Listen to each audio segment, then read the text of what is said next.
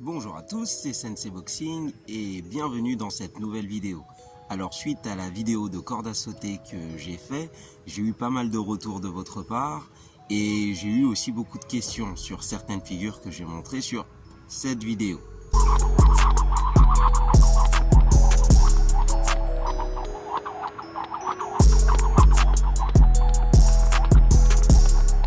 Donc aujourd'hui, je vais vous montrer quelques-uns des mouvements que j'ai effectués dans cette vidéo.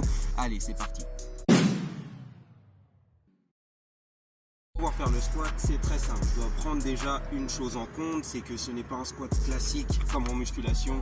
Je vais être ici, je vais m'assurer que mes genoux ne dépassent pas la pointe de mes pieds et remonter.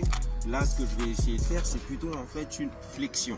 Alors, pour tous ceux qui ont les genoux fragiles, je vous déconseille ce mouvement.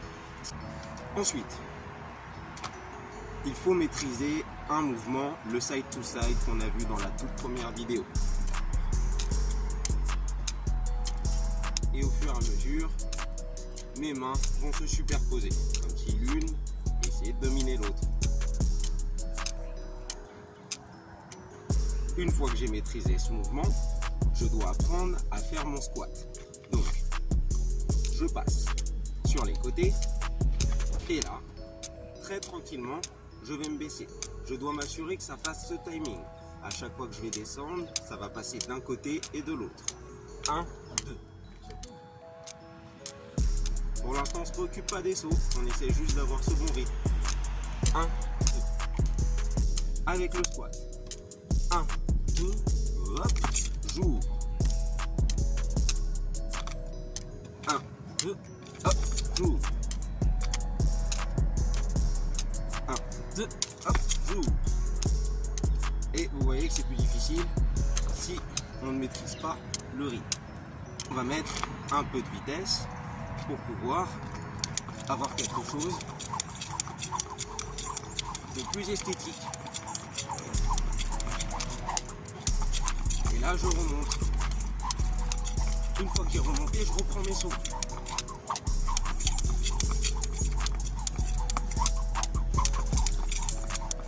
Ok, une fois qu'on arrive à faire un squat de temps en temps pendant qu'on fait de la corde, l'objectif, si on veut travailler ses jambes, histoire d'être extrêmement explosif lorsqu'on va envoyer ses coups de poing, ça va être de rester dans une position de squat. Il faut que vous soyez capable de le faire sans votre corde à sauter. Vous allez être ici et travailler régulièrement dans de petits bonds. Une fois que vous savez faire en continu ces petites flexions qui ressemblent à des sauts de grenouille, on va les effectuer avec la corde à sauter. Je vais sauter, je descends, je saute et je reste en bas.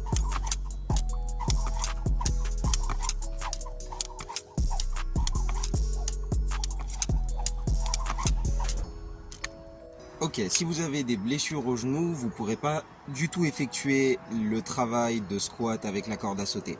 Donc ce qu'on va faire, c'est tout simplement une alternative où vous allez travailler les fentes. Capable de faire ces fentes et surtout de sauter lorsque je vais faire des fentes.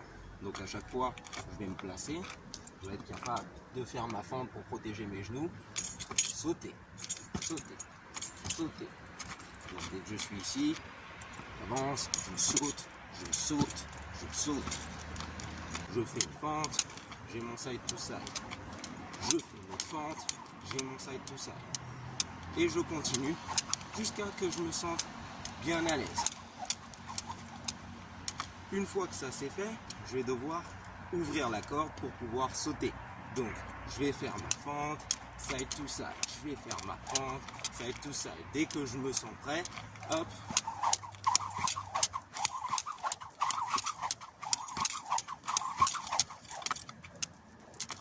Donc, ça demande beaucoup moins d'efforts et beaucoup moins de pression au niveau des genoux que les squats, mais c'est un tout aussi bon exercice pour vous rendre explosif puisque c'est des sauts. Et en plus, pour ce qui ne gêne pas, c'est aussi un excellent exercice de musculation. J'espère que cette vidéo vous a plu. Si c'est le cas, abonnez-vous à la chaîne et n'hésitez pas à poser vos questions dans les commentaires. N'oubliez pas aussi de cliquer sur la cloche de notification afin d'être au courant lorsque je sortirai de nouveaux tutos. J'aimerais aussi, juste avant qu'on se quitte, répondre à une question où on m'a demandé si la longueur de la corde était importante et si je pouvais en parler. À titre personnel, la longueur de la corde est importante pour moi, dans le sens où je préfère les cordes longues pour faire des figures. Alors que j'ai des amis à moi qui font des très bonnes figures, qui font sans doute même des figures bien plus techniques et bien plus importantes, enfin bien plus compliquées que les miennes, et qui préfèrent les cordes courtes. Donc sur ce point-là, ça va être plus au ressenti. Moi, à titre personnel, je travaillerai toujours avec des cordes longues et je conseille des cordes longues. Mais c'est vraiment qu'une question de confort. Allez, c'était Sensei Boxing et je vous souhaite bon entraînement.